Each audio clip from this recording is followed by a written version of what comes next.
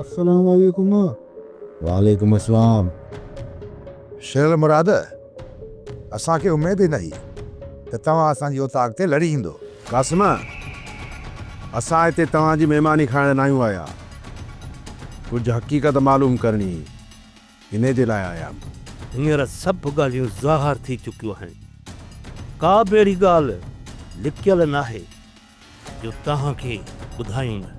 हर को माण्हू पंहिंजे अंदर में को न को राज़ लिकायूं वेठो हूंदो आहे। तव्हांजा अंदर बि ॿरकियल आहिनि। असां सां दिलि जा हाल अहवाल ओरियो त कुझु तव्हां ते हल कढ़ाई थिए। न तव्हां भई असांजा दोस्त आहियो, न वरी सॼण। पोइ असां इहे राज़ तव्हांजे अॻियां छो खोलियूं? इहा ॻाल्हि वाज़े थी वई आहे त तव्हांजे अंदर में घणियूं ॻाल्हियूं आहिनि, पर तव्हां ॿुधाइण नथा चाहियो। जॾहिं चाकर खान जा हथ हिन जी गिची में पिया न त पोइ भॼंदा ईंदा त असांजी मदद कयो। शेरल मुराद मदद कयो। मुराद, पंहिंजी ज़ुबान खे लगाम ॾे। मुंहिंजी ओताक ते बीही मूंसां थो ॻाल्हाई, न त मां न त तूं छा कंदे? अरे मां चवां थो। तूं चओ न जाबिर, तूं सिर्फ़ ॿुध।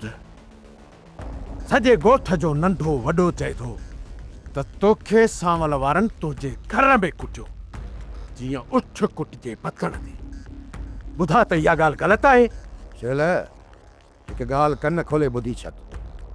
जहिड़े में ॿ धक हणबा बि आहिनि ऐं ॿ धक लॻंदा बि आहिनि, पर असां कॾहिं बि हुननि जे अॻियां झुकिया न आहियूं। तव्हां हिते आया हो रूंडे खे पचा। रूंडे जूं एतिरियूं शैतानगिरियूं। तव्हां रूंडे खे कंहिं खां बचाई? रूंडे ॻोठ जे हर माण्हू सां फिटायो आहे। जे मूंखां बची वियो त सांवल खां कोन बचंदो, जे सांवल खां बची वियो त रेस चाकर खान खां कोन बचंदो, जे रेस चाकर खान खां बची वियो त ॻोठ में लिकी ॿियो केरबार करे वेंदुसि। तव्हांखे ख़बर बि कान पवंदी। शेरल, हिते रूंडे जो हिकु न पर 1000 दुश्मन आहिनि, 1000।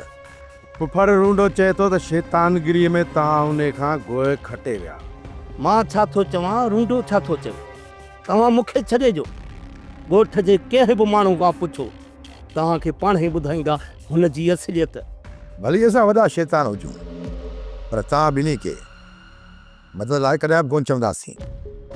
ऐं तव्हां जंहिंजी मदद लाइ आया आहियो, पहिरियां तव्हांखे हुनजी असलियत जी ख़बर हुजणु लाज़मी आहे। अदा शेरल, जेतिरो वक़्तु बि तूं हिते बीहंदे न, ही रूंदे जे मथां इल्ज़ाम हणंदा रहंदा। ऐं मूंखे लॻे थो त ही का बि कम जी ॻाल्हि कोन कंदा। तव्हां इहो त ॿुधायो, तव्हां हिते कहिड़ो मक़सदु खणी अची पुगाओ? जाबिरा सां ॻाल्हि ॿुधी आहे त रूंडे जे हर ॾोह में तव्हां बराबर जा शरीक आहियो। छा इहो सच आहे? 16 आना सच। रूंडो अॻियां हूंदो ऐं असां हुनजे पोयां हूंदा हुआसीं। पोइ ॾुखे वक़्त में हिक ॿिए खां अलॻि छो थी विया आहियो? असां त रूंडे सां अॼु बि गॾिजण लाइ तयारु आहियूं, पर रूंडो 24 कलाक गंद थो करे। उन गंद सां केरु गॾिबो? तव्हां ॿुधायो।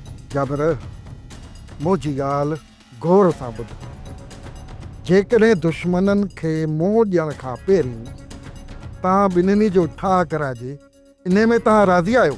असांखे को बि इतराज़ न आहे, पर रूंडो हिते हथ मिलाईंदो, ॻोठ जे ॿाहिरां वरी शैतानगिरी कंदो। मञी अॼु बि तव्हां रूंडे खे राज़ी कयो, मूंखे को बि इतराज़ कोन्हे। अॼु फुफड़ रूंडे सां गॾु असां तव्हांजा महिमान आहियूं। बाक़ी ॻाल्हियूं फुफड़ जे साम्हूं कंदासीं। अचिजो, मां बि वॾी देग पुलाउ जी चाढ़ाए तव्हांजे लाइ रखंदुसि। सब्सक्राइब कयो असांजो official YouTube channel Sindh TV HD drama ऐं वधीक अपडेट लाइ बेल आइकन खे क्लिक करियो।